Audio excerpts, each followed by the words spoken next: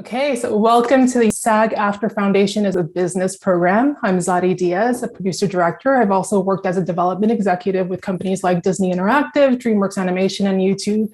So I'm really excited to dive into our discussion on interactive storytelling today. Before we're joined by our guests today, I want to let you know that the SAG-AFTRA Foundation is a nonprofit organization that relies entirely on donations to provide emergency assistance and free educational programs to SAG-AFTRA artists. This conversation is made possible thanks to the generosity of our supporters. Over the past year, the foundation has given over 6.5 million in COVID relief to more than 7,000 performers. So if you're a SAG-AFTRA artist and you need help, please ask. And if you can help, please give. Information can be found in the description of this video, and thank you so much for your support. Now, it is my pleasure to introduce Felix Lajeunesse, Paul Raphaël, Jared Geller, Gary Yost, Adam Loften, Jay Rinsky, and Matt Hill. We have a full house here today. It's going to be quite exciting. All of our panelists are interactive Emmy nominees. So naturally today we'll be discussing how technology and the internet is playing a role in production and what it means to be part of an interactive project, especially for the viewers who are mostly performers. So that'll be the lens that we'll be looking at through today. So why don't we just kind of go through the entire process? So that way people have a good overview of what it means to be part of an interactive production. Let's start with development and pre-production. I think the first question would be just why interactive? So why don't each of you give us a quick overview of your project and specifically why you felt your story was better served as an interactive story more than traditional narrative or documentary format. And Jared, why don't we start with you? Sure. Well, for us, it's like why interactive? Everything that we do at Hit Record is interactive. So, what Hit Record is a global community of millions of people who participate in creative projects, and we make all kinds of art based on the ingredients that people are contributing. So we make music this way, we make animation, short films, video, television shows.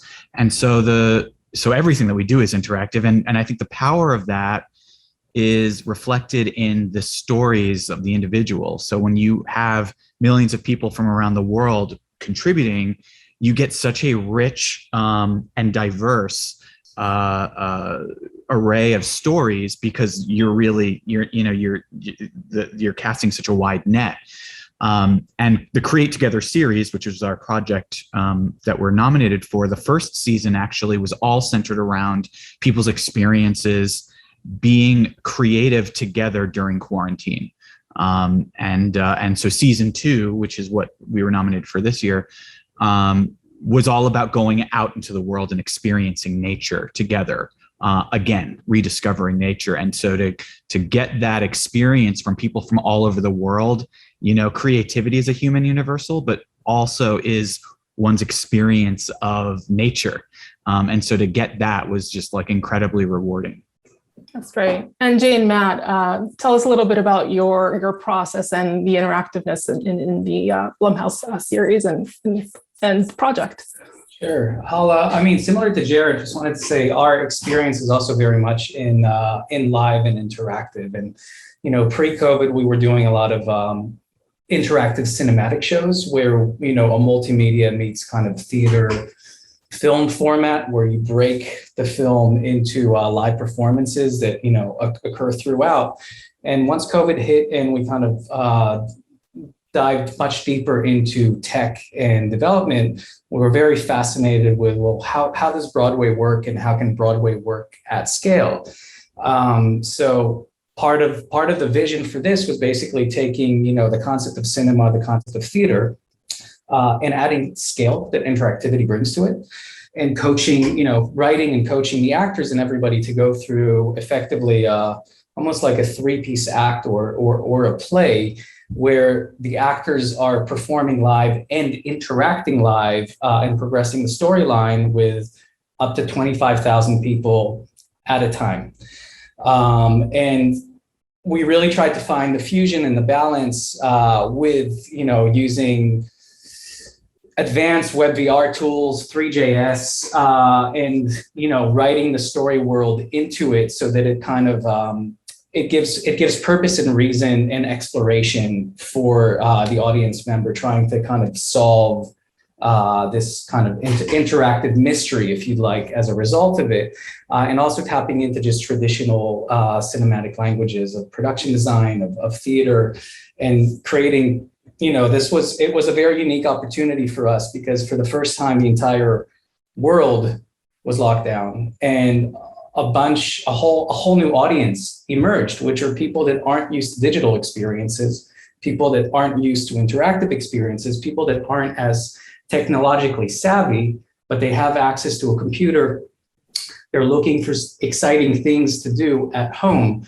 And there was also a whole bunch of talent that was kind of looking for new ways of activating their acting environments. So trying to create for us a real fusion of cinema and shooting pre-recorded things, of interactivity, of using advanced technologies like web VR, and just building on the hundreds of years of theater production into a multi-stream, live, multidisciplinary environment was the kind of beginning of the challenge. Matt, not sure if you wanted to add anything on the process there. I would say for us that the giving the audience a role to play and the gamification of the cinema experience and bringing that immersion that we were so missing by being alone in our homes all together were real driving forces in what we were trying to create with Welcome to the Blumhouse Live. That's great. I mean, there are a lot of elements when it comes to interactive productions. So Felix and Paul, I'm hearing that this is like the biggest space production in space that you worked on. So why don't you take us through that process and specifically the script writing and outlining phase? How was that process and format different from developing something for TV and film? Yeah, so we've been filming in space on board the space station for almost 3 years now. And actually today we are close to finishing our production, filming outside of the space station, but most of the storytelling happens inside. We've been working with 10 international astronauts. So we're documenting their lives on board the space stations, their missions from the moment they arrive to the moment that they leave, and exploring many different aspects of life in space through that. I guess the main point or the main vision for this was really to literally bring audiences through immersive media and through this interactive experience and sense of presence to be an additional crew member and feel like you're not just watching a documentary about space, you're actually becoming an astronaut yourself and getting that access, getting this sense of intimacy, this sense of connection and friendship with the astronauts.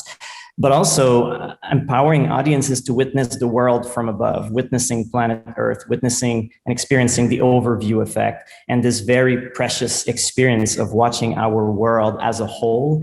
And immersive media allows us to do that. And so we've been concentrated on creating that. And I think that, traditional media could not capture that experience. Only an approach such as virtual reality filmmaking can get us to capture this true sense of presence. And I think that the interactivity that comes with it comes through that sense of presence, but also we're creating a cinematic virtual reality series out of that content, but we're also producing a large-scale traveling exhibition in which we are recreating a life-size space station that audiences can explore using virtual reality headsets. So they walk inside of that 6,000 square foot space, and within that virtual ISS, they will discover little floating hotspots that they can activate, using their avatar hands, and they will discover all of the content that was captured in space in that fully interactive way as well. So it's a communal experience. We can have up to 100 people at the same time. So it sort of brings the intimacy of working with the astronauts and all of the beautiful content that we captured with them inside of a fully interactive communal experience that allows you to feel physically there. So it's a pretty broad project, but that was the initial vision and what we ended up doing. That's amazing. Gary and Adam, you worked on a production that specifically is about the pandemic. And so talk to us a little bit about what that process was like, and what you had to watch out for during production. Sure, thanks. I'll start and maybe Adam can pick up halfway. So, I mean, the first thing is that, we're all trying to figure out what our journeys through the pandemic are. And it was, no different for Adam and I when this thing started happening last year. We wanted to create a time capsule to give future generations an immersive way of experiencing what happened in 2020, because as we all know, the 1918 flu pandemic was significantly forgotten by the time this pandemic came around. And if we had learned some of those lessons and maintained them, we would have probably been a lot safer. So Adam and I started out to document it, but not really just document it, but like create a story in which the viewer could go inside the pandemic at a future date to really relive it immersively, to become embodied in the story. And I mean, that's really what our VR filmmaking medium is all about. So, we felt that this way of putting the viewer inside the story would be the deepest way to connect it to them through our story of this doctor who got very sick with COVID-19 while he was preparing 5 emergency departments for the pandemic, and he almost died. Adam, do you have anything to add to that? Yeah, I mean, just that, personal perspectives bring us inside stories already in any medium. And then using this immersive medium to go into spaces that most of us didn't have access to or didn't even want access to, Gary and I included. The idea of going and filming in emergency departments wasn't really that appetizing. But as we connected to this doctor whose time was incredibly precious and whose perspective was pretty rare in that moment, and being able to sit alongside him and understand his evolving view of the pandemic, it actually made us feel oriented, which was incredibly calming and also exciting, because we knew that maybe this story could actually share a piece of that. And so being able to enter these home spaces and hospital spaces using immersive mediums really allows the audience to feel as if they're a part of his story. That's great. I think it would be interesting for our viewers to understand your process. Anyone could jump in here. The process around casting or selecting the subject for your project. What does that look like, and what do you kind of look for? Are there any qualities when you look for talent from your subject that maybe wouldn't have been a factor in a more traditional project? Anyone? For us, we almost do it backwards, meaning what kinds of projects can we put out there? What kind of prompts or calls to action that the most people would participate in? So instead of saying like, oh, we want this kind of person, we more say like, oh, if we make prompts that are really easy for people to participate in, or we talk about themes that anybody has a perspective on, then more people participate, and then we get more different kinds of stories. So it's almost like casting on its ear, because it's done in a sort of backwards way. I think for us, like, we have a slightly more traditional casting process because, or at least similar to film or television, right? Where we've got fictional characters that we've created that we're putting out a casting notice for, and we're running auditions and that kind of stuff. And I can say for us, an understanding of various platforms and technologies is certainly helpful. Backgrounds in immersive theater making is also helpful. But I think overall, a kind of willingness to explore and play in this space. We are, the platform that we developed for this experience and the others that we've been working on is new, and we're constantly evolving and pushing boundaries and trying to come up and innovate, new ways of pushing this medium. So that openness and that willingness to explore with us is a quality that we are always, always looking for. Other practical things are like, having some understanding of what else is out there. We've done some motion capture work and a number of things, and just having some familiarity with those is super helpful to us, because we know that you're going to have some understanding of what we're doing on the day. And my kind of general feeling as a director is that if you have an understanding of the format of storytelling, of the modality of storytelling that you're using, you're going to be a little bit better at it. You're going to have an intuitive understanding that you're going to bring to the project, and that is always desirable.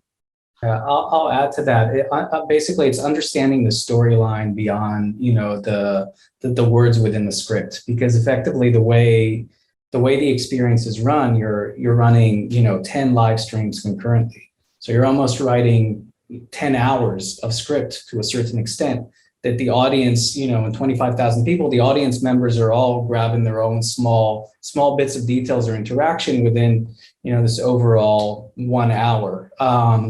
So actors that have experience in live stream helps. You're effectively communicating, one-to-many, but trying to make this as intimate and personal as possible. So having the ability to both keep the storyline in mind, but also be able to read from the confidence monitors of what people in the chat are talking to you about, or what people that are coming in on video are talking to you about, and being able to go off script and personalize the story slightly to the individuals that you interact with is really important.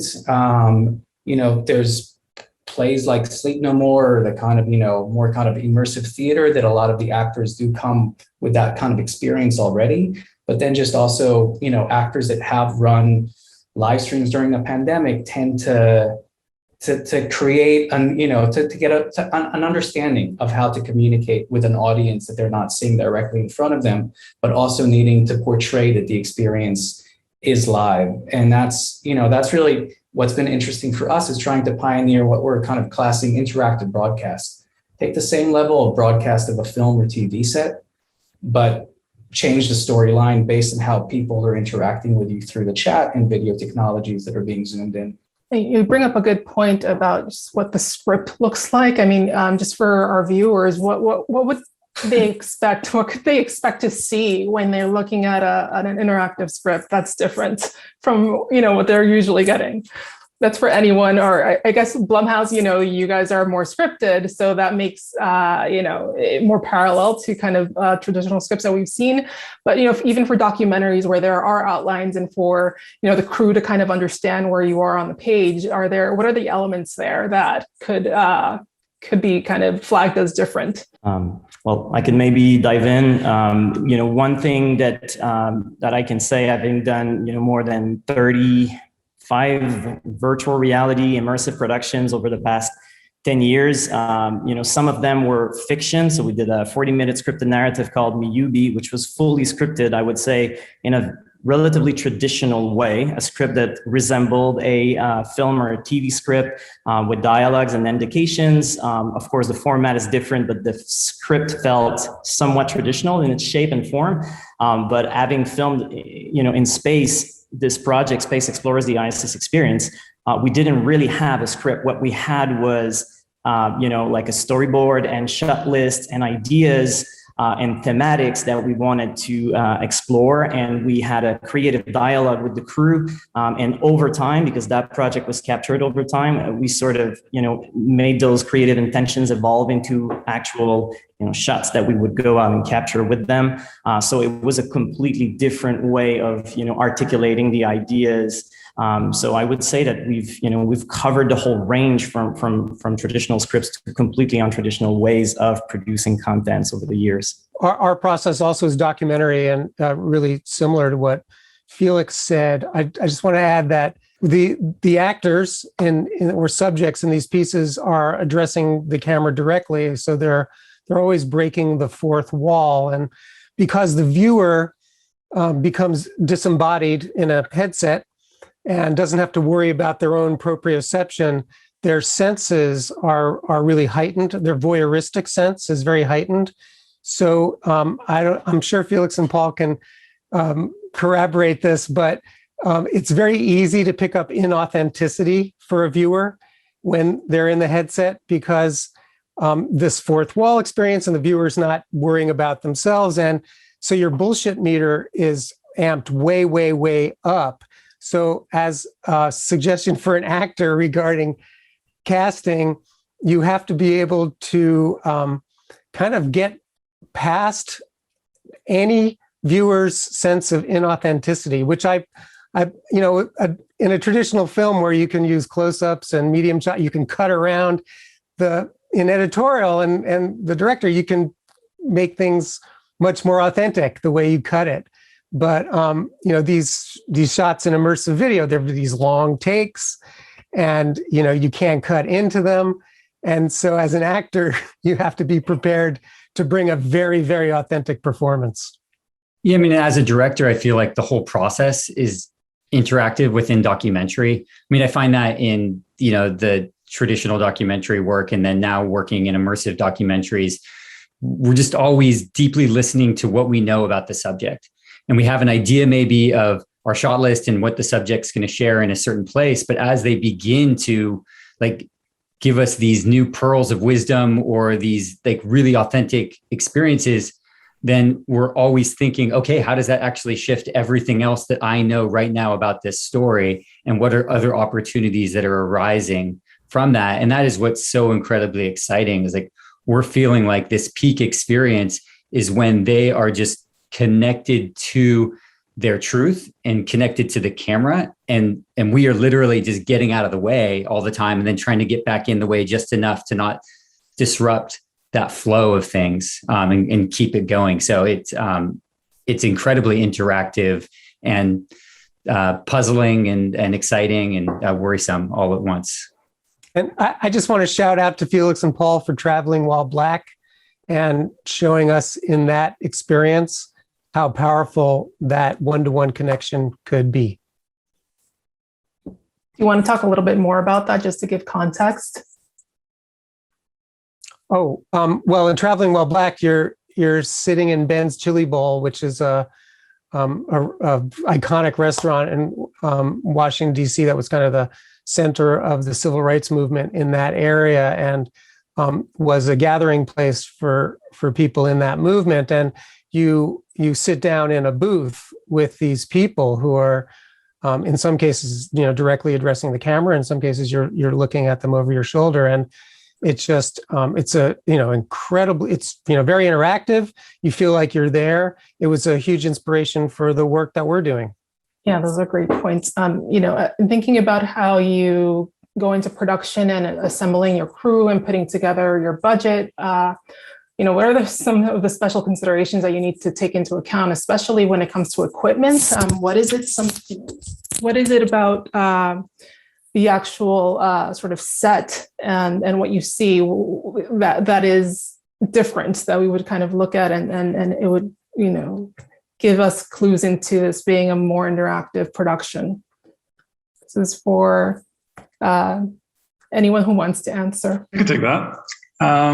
So one thing that's, I think, common to anyone here who's worked in VR is the camera essentially becomes the viewer, right? You don't think so much as the camera as a point of view as you would in a film, as a frame on something. It really is where you're positioning a person before they actually take that place, right, physically in the present. So you're kind of this time travel thing where you as a director, and whether it's a subject in the case of the documentary or the actors in a fiction, have to think of the camera as a person. And as we're working on the ISS, that's exactly how we got these 10 astronauts who had never obviously touched the virtual reality camera before, many of whom had never even watched any virtual reality. And we had to communicate, how they were going to essentially be our co-creators on this. Yes, they're the subjects, but they are also the cameramen and basically they're the entire crew. So, we had to kind of explain the philosophy of what was going on in a sense, because unlike even if this were a traditional movie, even if they weren't filmmakers, at the very least, they will have seen thousands of movies in their lives, which is not the case with virtual reality at all. So it's, you have to really change the way you think of not just the end result, but the making of such a piece. And that's, I think you also want to be careful not to fall in the traps of what you would do if it were a film. There's a lot of overlap. There are a lot of things that carry over, but it's a very delicate balance as to what does carry over and what doesn't. And in some cases it does, and in other cases it doesn't. And tone has a lot to do with it. Felix mentioned UB earlier, and one of the reasons we wanted to make a comedy when we did our first fiction was because it kind of allows you to kind of be a little more tongue-in-cheek and play with the form a little more than if you're doing a documentary where you're really just trying to portray reality. And that in and of itself is a cheat, because virtual reality is so close to reality, as opposed to a fiction in virtual reality is I think more of a more distanced than a fiction in cinema, right? So we've been taking these shortcuts by doing fiction if it's comedy if it's fiction. Documentary is very good. I mean, I say shortcut, but it's still a huge challenge, and we've been learning so much in the last 10 years, and we're probably going to be learning for the rest of our lives doing this, which again is why we're one of the main reasons why we're so drawn to this medium. There are a lot of elements when it comes to interactive storytelling. And so when you're thinking about pre-production and getting ready to start shooting, how much extra time do you add when it comes to the time you think you're going to spend on set, versus kind of like the kind of longer shoots? Is there a percentage there that kind of helps people understand how much longer, or maybe not, that interactive storytelling takes? I can answer that. For us anyway, it's kind of wild. It's a lot like we're doing, I don't know how many, I forget how many live rooms we had, 6, 8, something like that. It's like having that many one-person shows running concurrently. So each of those actors requires a lot of attention. And you asked a little bit about what a script looks like earlier. And for us, the script has portions of it that look very traditional, very familiar.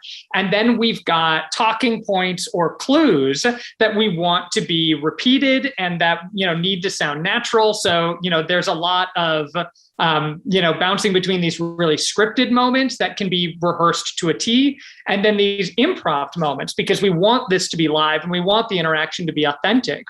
As Gary said earlier, like the bullshit meter is running real hot. So we got to make sure that our audience, is invested and that we're not taking them out of it. And that they know that it's live, that this is happening right there. And if they ask a question, they can expect an answer, or reasonably expect an answer given how many people are in the chat at once. So, and our rehearsal process is considerably longer, I feel like anyway, maybe not theater long, but definitely longer than we would get in a traditional film, because we're rehearsing those scripted moments, and then we're really playing out and essentially play testing like you would in a game, those improv moments, and making sure that the information is getting dropped in the right kind of amount of times, because there's things we don't want to have said until later and things we want to reveal earlier and all those kinds of things. And, a really delicate thing that we found that it's tough to rehearse, but, we've been finding our way through it, is giving the audience permission to leave this room and go explore another room. Because again, for us on our platform, they've got multiple choices and they can kind of enter in and weave through this narrative as they will. And we want to make sure that they feel like I can leave this room and I'm not going to miss out, that I have permission to go on.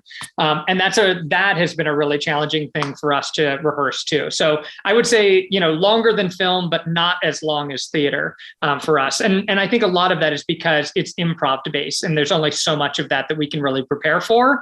And then the rest of it happens live. I'll also add this was a really unique thing for us because first of all, it was a multidisciplinary project. You had, creative technologists and designers working on web VR with actors, and you had live actors, running working to scripts and being in a situation where they also need to know each other's scripts, because if somebody comes to your room and talks about something that they've, spoken with somebody in another room or another environment, you need to be able to string it all together and direct them, to other points of the storyline. And this was a new medium that we've never really done before, that fused 10 live streams and web VR coming together in a live setting at scale. So there were a lot of assumptions, but the reality is, until we ran the first dress rehearsal a week before the show, which is when we had a real live audience come in, so we could see how people actually interact in reality, as opposed to assumptions that we kind of made. And we could see they're drawn to ask certain questions or drawn to navigate the interface in ways that we didn't necessarily anticipate. And beyond that, being able to see the kind of creative technologists that were creating the web VR experiences all of a sudden go in as audience members, do the web VR experiences while interacting with the live actors, realizing, it's really the first time that a multidisciplinary team saw each other's work. So there were so many aha and realization moments that that kind of dress rehearsal that happened a week before to a live audience then put everybody on an absolutely sleepless week, because they realized everyone else's work and how it connects. And it gave us a chance to kind of go in and modify the different storylines. So it's really that the disciplines, interact with each other much better. But it was the medium was brand new for us as well. We've never really written or explored a multi-room interactive live setup. So there was a discovery process that really had to take place. I think if you were to ask any of our actors, they would say there was a ton more homework than for other roles, because they had to understand the platform. We had rooms that had no actors, that were just interactive, the web VR. They had to understand all of these elements. And then they had to understand every other character's storyline and know what information they could share, what information they couldn't share. And maybe that was time specific as well, because halfway through the show, there were new discoveries being made and we were moving the narrative along. So it was a lot of prep work for our performers. And as a director, after a rehearsal, you need to review. The 1 hour rehearsal generated 10 hours of content to go in and review and understand how the actors, and everyone was dealing with. So there were definitely challenges.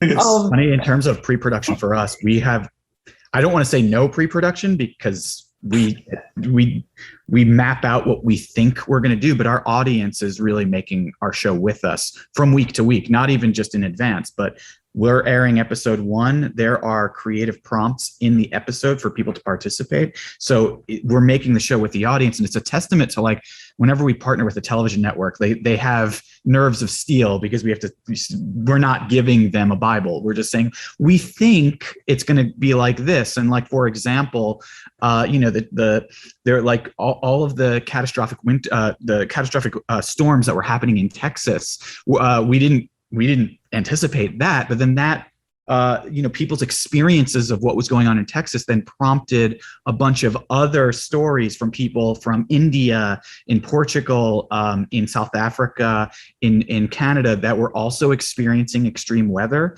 So, the reason I bring that up is our pre-production mostly happened. This is going to sound, I guess, stupid to say, but it's our pre-production almost happens in post-production. We're posting the show. Our editors and producers are just working on it. Mostly in post is where it really comes together. And again, it's a testament to our partners when we work with television networks, that they're looking at cuts and the turnarounds are, less than 24 hours. We're giving them a rough cut and they're turning it around. And they have a really great tolerance, and patience with us because of how we make our show. But that's true interactivity, when your audience is really not informing, but making the show with you. You just have to be so open and ready to just throw your plans out the window and be like, okay, no, this is a more interesting story. This is a better story. Let's go that way. I think what you've got in common here, and we can attest to this, especially with the interactive exhibit that we're also making out of what we've shot for Space Explorers, the ISS experience, is that, it's art almost more as software, as a service, rather than the linearity of a film, which is amazing for an artist. Maybe less so for producers, where it's like it's never over, But it's really amazing to be able to interact with the audience. They're not just interacting with the piece; you're interacting with them as you get the feedback, and you can evolve the piece. And actually, you're not just telling them what you think; you're learning from them, and it creates this feedback loop, which is really, really cool. So Felix and Paul, you experience the experience that you have, you can experience on the Oculus, on 5G enabled smartphones, on tablets, on domes, planetariums. How do all of these platforms inform how you shot the story? Like, does each of these elements kind of play into the storyline? How kind of you view it? Do each of them have different scripts? Like, what does that look like? I can start maybe, and Paul, feel free to jump in and comment, but we started with this idea of creating a project that would reach hundreds of millions of people. And we knew that we had to go beyond just the virtual reality platform, because not everybody has a virtual reality headset at home. And it's just the reality of today's industry. So we had to conceptualize that we would broaden the outreach, across both immersive and traditional platforms. So we film everything in 8K per 8K cinematic virtual reality in 3D 360, both inside and outside of the space station. And we create the storyline in virtual reality, because that's what we know the most. That's what we've been doing for the last decade almost.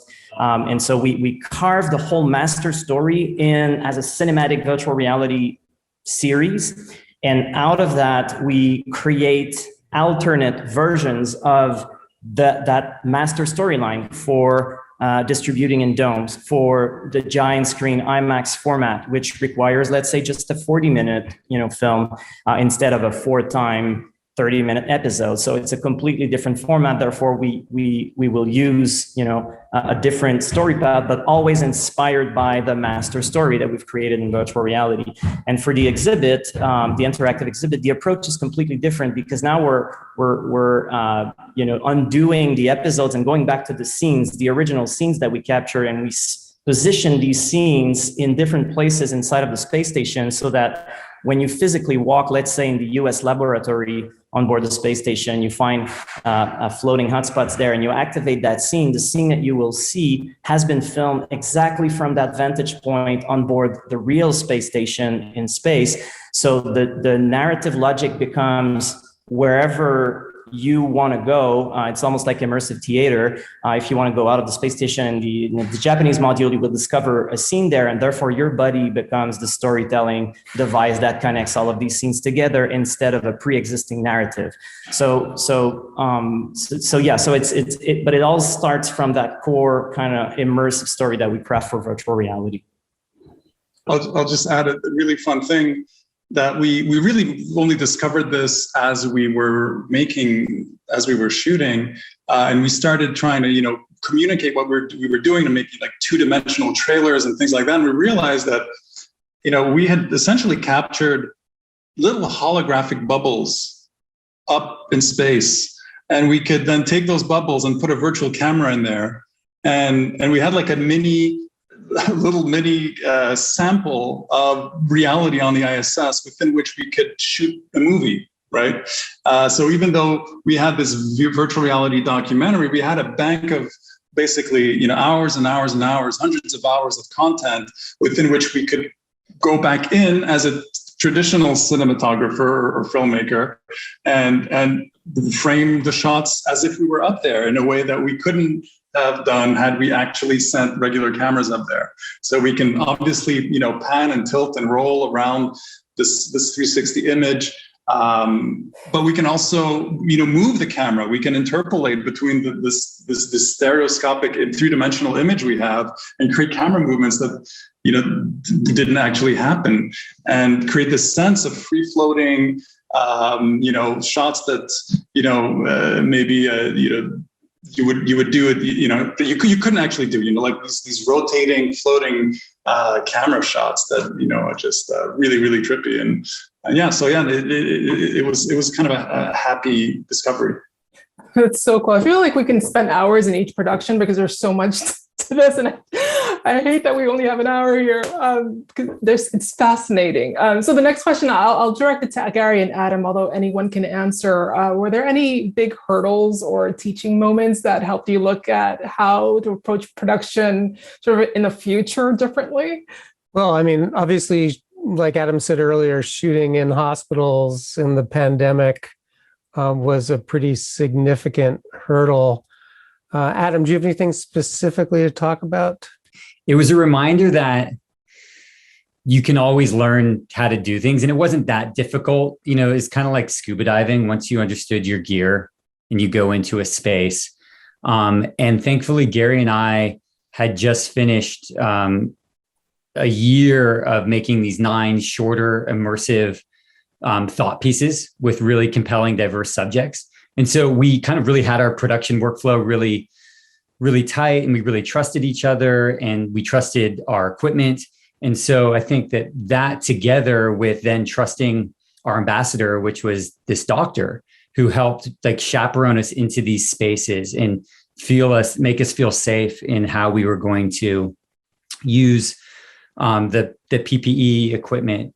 And what it taught me is that there is the psychological barrier to a lot of stories when it comes to entering them and deciding how you're going to go about becoming that storyteller, being that person to share that story. And it's really you kind of have to sit inside and figure out, is this yours to do? And as Gary and I sat there and we realized that it probably was.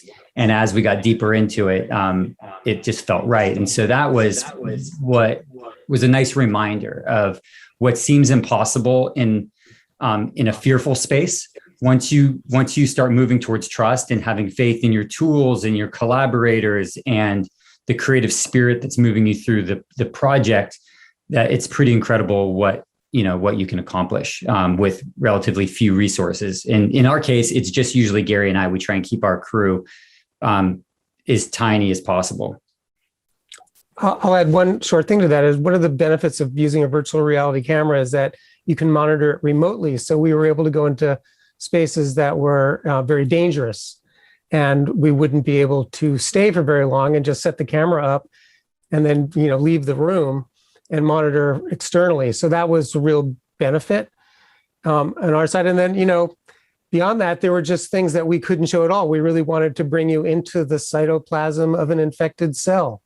And there's no camera that could do that. So we had to do 7 or 8 minutes of, 49 megapixel per frame 3D animation to visualize what the SARS-CoV-2 virus does when it gets inside of us. So, I mean, it's always like a never-ending string of challenges. But you address them one at a time. I mean, Felix and Paul had to essentially invent a new camera for every one of their films. So it's part of the process. Does anyone else want to chime in? Any hurdles, learning lessons, unexpected events that took place? Well, I just want to quickly jump on what Gary said. I think this concept of putting a camera there and the camera fusing with the moment, but you not necessarily being there physically with the camera.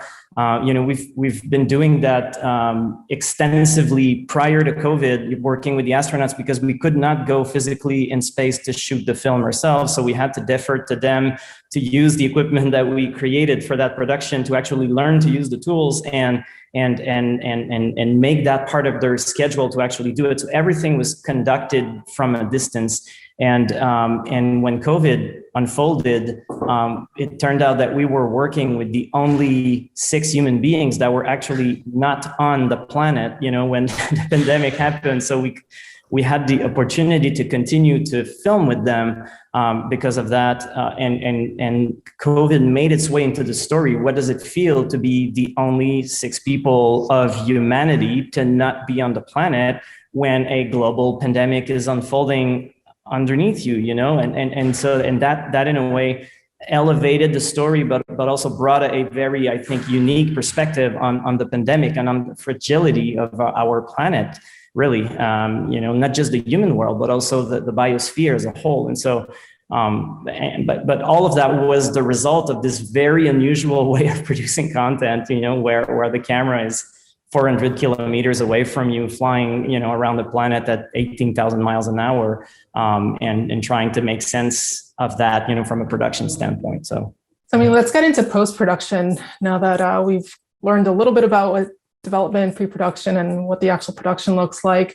Now you have all of this footage that we've been talking about. What are you handing over to the editors? What are we looking at here? And what needs to be taken into consideration so that you can realize the vision that you initially had? Yeah, I mean, it was quite a process in our case, in the sense that, as Felix mentioned, and as is obvious by the nature of what we were shooting, the footage was captured hundreds of kilometers away from, at the closest point from where we were.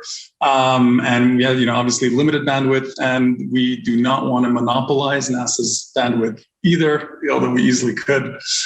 So we had to set up this whole process whereby, I mentioned how the astronauts were our crew, so they were also our DTs, right? They were basically making sure that the data was managed and could be transferred back down to Earth. And we had set up a system that automated the creation of low resolution proxy files that we could, review on Earth, make selections, and then download only the footage that was, actually needed.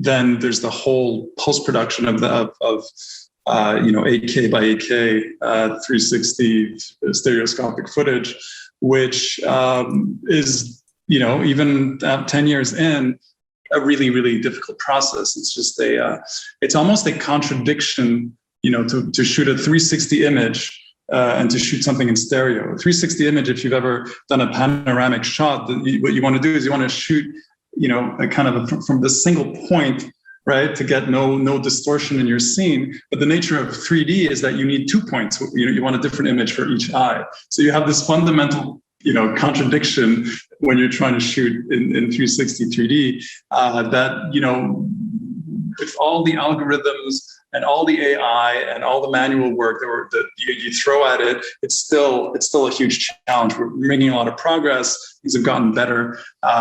When we started, we had to basically invent all these tools because they just didn't exist. And with time, there's been a community, and we're able to we still develop some stuff, but we also use some of the stuff that's being created out there. So. It's a lot. When our CTO joined us, he used to work on. He actually was a CTO. Worked with James Cameron on the first Avatar, and when he built our first kind of server and render farm, at the time at least, he said it was bigger than what he had to build for Avatar, and we were just a small startup, and we invested like I don't remember which percentage of our funding into this machine, so we could actually just make, even if it was just Patrick Watson playing piano in his studio, it was just this huge machine. And things have gotten better, but it's still a lot of work to make these kinds of images, and it's getting more and more accessible, which is a good thing, but it's still a lot. I'd mentioned before, like, our show really does come together in post, and for this show, we had 58,000 contributions come in just for this show. Video, music, little ingredients, pictures, drawings. 17,000 individual people from 105 countries. And so I just touching upon what Paul said, I think you had mentioned like a community starts to come together. Like for us, that's what helps us curate.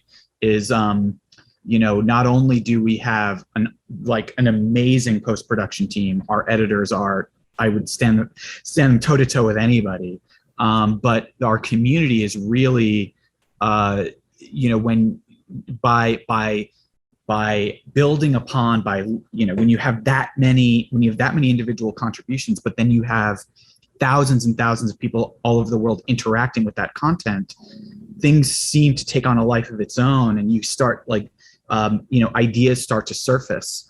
And so for us, it's a combination of the community's curation and creativity and all of those ideas building, and our editors really helping to lead the way to piece it all together into a cohesive story.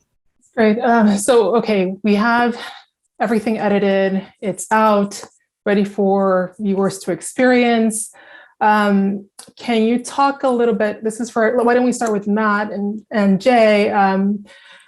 Did the audience interact in the way that you had hoped that they would? Were there any surprises there? And just how do you generally measure success for interactive projects? So, for us, the audience showing up to any live event is critical. And I think, no real surprises. When we create these things, we try and keep the multiple types of users in mind. It's a little bit like UX design, or I guess anything else. Like, you got to know your audience. And for us, because it's interactive, we knew because of Little Cinema's past that we were going to have deep dive, hardcore puzzlers, escape room people coming. And we want to make sure we satisfy those people. And we also know that we're going to have audience members who have never done an escape room, don't play video games, and are coming to this, immersive, interactive mystery event where things are intentionally obscured and they have to work a little bit to uncover them. So we want to make sure that those, it's the deep divers and the swimmers and skimmers, or whatever language you want to use. But we want to make sure that all of our audience has a satisfying experience, and that there's something there for everyone. And that for the people who don't want to totally uncover the super secret hidden clues that we definitely hid throughout this experience, that they still have a really satisfying time over the hour that they spend with us. And I think what was really delightful for us was how many people really dug in and just were thrilled by the secrets that they were uncovering. And I think for me on opening night, I remember the thing that thrilled me the most was watching people in the chat, because that's the primary interactive mode amongst the audience themselves, watching them collaborate to solve a puzzle was just really, really delightful. And it felt like we had done our job, because not only had we fostered a relationship between the audience at home and our live actors on set, but also amongst themselves, that they were forming a community to engage with this and solve it together. So that was really delightful. Yeah. And for me, at least as a creator and a writer and a director, a real measure of success for the project. It was also interesting because Matt's comes from the world of escape rooms and brings with him a community. It came for the experience that, go very deep on finding all the clues, researching everything, tapping into the phone numbers, and understanding every single thread of the storyline. And the experience itself was an hour-long 10-room interactive experience that you're all trying together at scale to break into the attic. And the attic was a unique web VR techno-pagan seance that went quite arty and was quite obscure if you did manage to kind of crack into it. So and it was done at scale. So you had all these people that are used to escape rooms that were able to tap into these puzzles. You had people that came for this kind of just for fun, experience. And it was interesting to see people grouping together and making friends and solving things together. It was also interesting to get this live feedback loop, as opposed to making the content and spending time on the post-production and then putting it out into the world.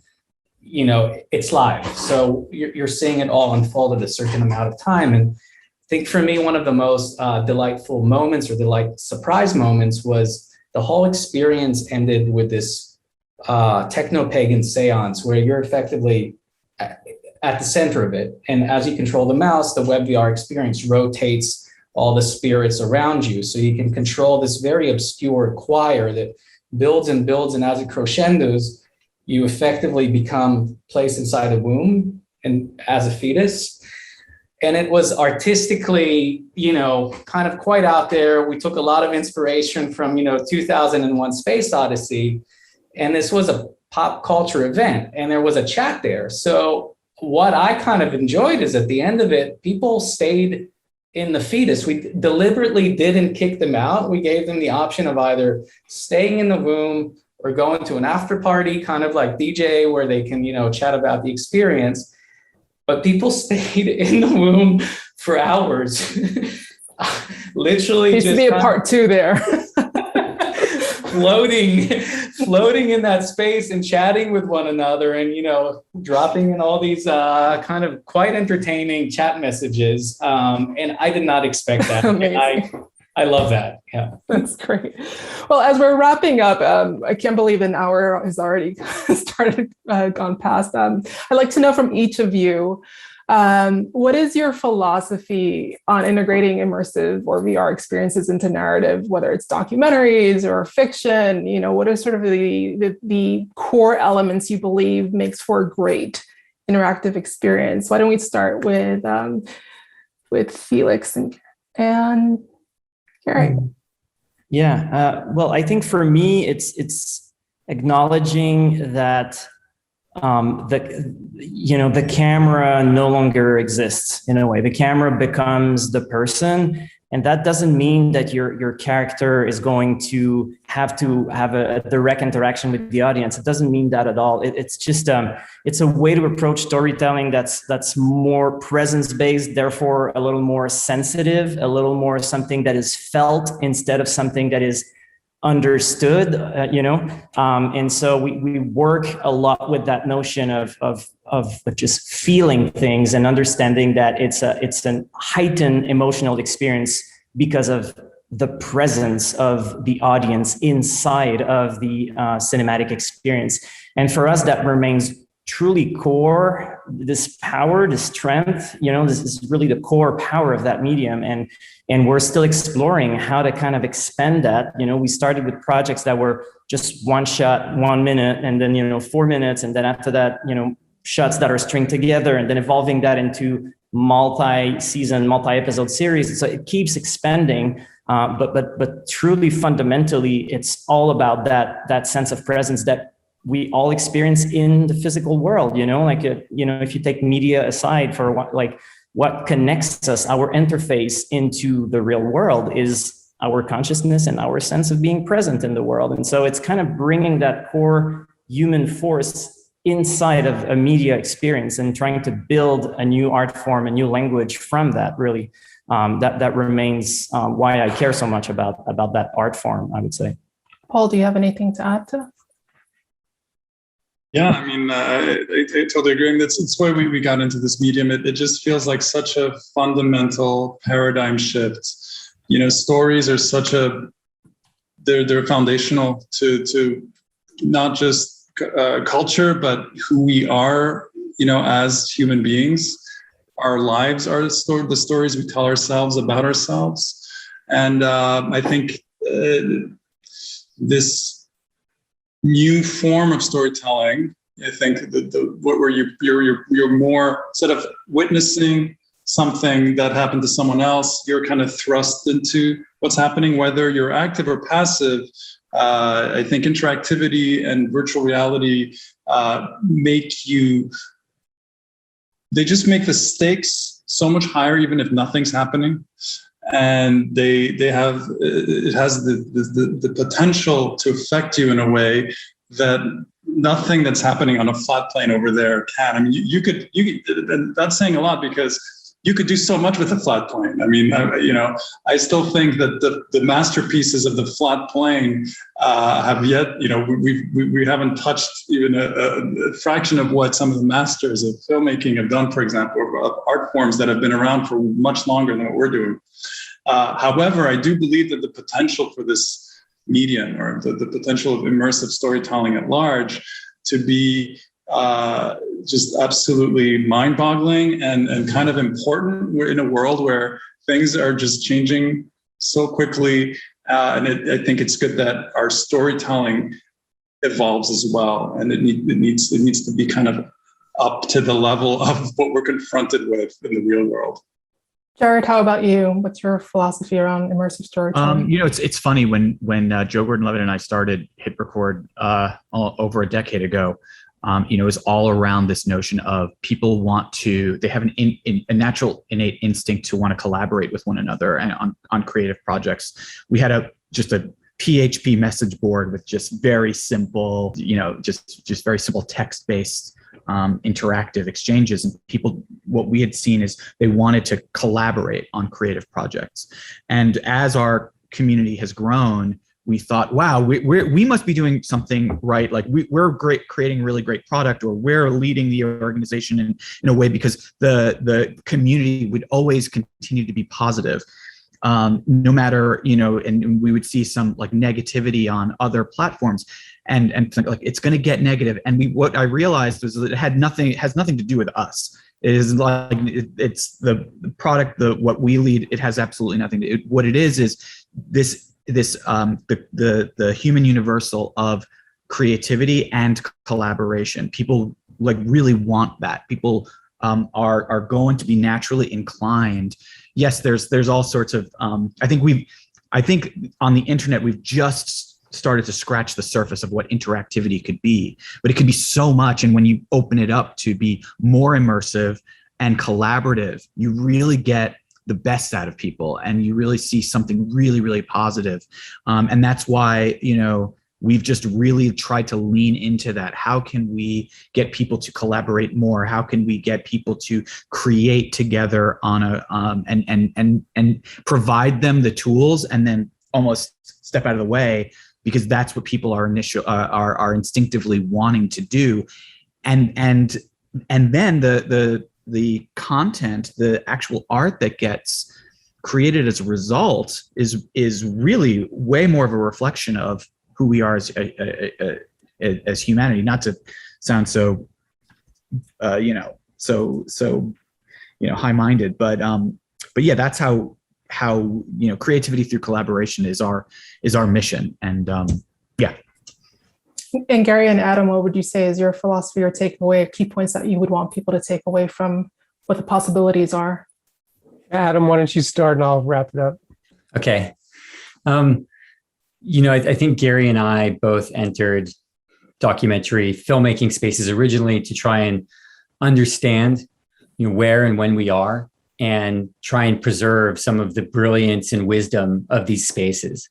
And when we fell in love with 360 VR and the feeling and that presence of being inside a headset with these people, with a person within a space, and really having this direct cinematic experience, but also this kind of one-to-one heartfelt experience, we realized that this was a medium that could actually preserve spaces and people for future generations, and also share them, with everyone right now if they have access to a headset. And there's so many layers that are just incredibly exciting about working in this medium. And then also sharing in this medium of just being able to sit with somebody, actually put the headset on them, and maybe give them, a sentence about what they might experience, or set them in the context of where they're about to go. And then they get to go have an experience, and you get to receive them and maybe have a conversation. And so we're so incredibly excited to be just listening within the spaces and listening for the stories that we should be sharing next. I'll just add something really short to that, which is thank you, Zadi, and thanks to the SAG-AFTRA people. And for us, it's all been about inspiration, and everyone here in the panel today has been super inspiring. I want to particularly thank, Felix, Lajeunesse, and Raphaël for kind of forging the ground for the work that we're doing, and showing us what can be possible. You've been a tremendous inspiration. Thanks, man. I appreciate that a lot. Thank you, man. Yeah, thanks a lot. This conversation has been truly inspiring. To kind of cap it off, why don't Jay and Matt, why don't you tell us your philosophy, but also since we are speaking to performers and actors, kind of what the takeaway is, or how they can prepare for coming changes in immersive storytelling. What should they be adding to their toolbox? Jay, you want to start, or you want me to? You start. I'll finish it off. My perspective is, and I'm a storyteller who thinks of themselves primarily as a storyteller. I have worked in video games, in VR, in comic books, in puppetry, and theater, and live events, and film, and now this new space that with Little Cinema. And for me, storytelling is storytelling. It is as old as humanity, and what we're seeing now are just new modalities of storytelling.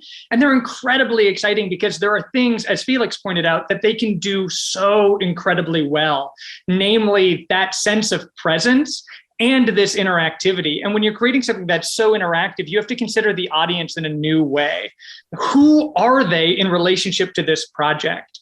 And why are they in relationship to this project? I mean, those are really exciting. So to me, kind of fundamentally, whatever format I'm telling a story in, I want to know that this is the correct format for this story. And so I always kind of start there. And I think Alan Moore talks about this a little bit too, about how his work has to be comic books. But I think about that, like, why does this story need to be told in this way? Is there a better modality whose tool set, what it's good at, is better suited to it?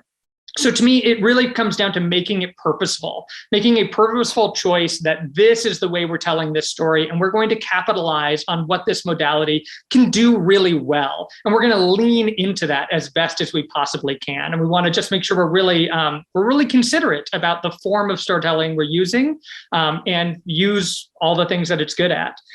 In terms of actors, I think a lot about a little bit of what I said earlier, knowing what else is out there, knowing what other people are doing, being open to that exploration, being willing to try and fail, and then fail better, because we're going to do that a lot together as we explore and push boundaries. That willingness to play. And I think in a lot of these spaces, that ability, like a really practical thing, is improv, especially for us in the work that we're doing, being able to improv and create, I guess maybe even more than that, is create that sense of intimacy, because we really are striving for that. And I think we crave it.